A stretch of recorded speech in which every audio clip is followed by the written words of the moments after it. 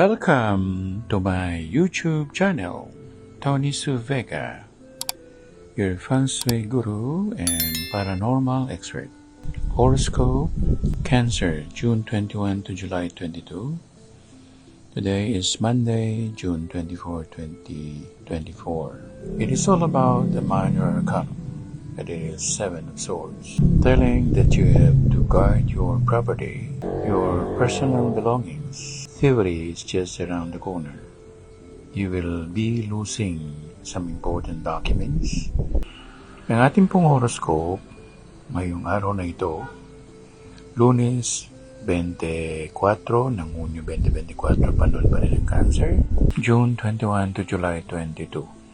May kinalaman sa upright or normal, Seven of Swords, nagtutukoy na mayroong mawawala na maaaring napakahalaga sa iyo, maaaring dokumento, o isang napakahalagang bagay sa buhay mo ang mawawala. Pakaingatan ang mga bagay-bagay na pag-aari mo, dahil na pag ikaw ay lumabas ng bahay,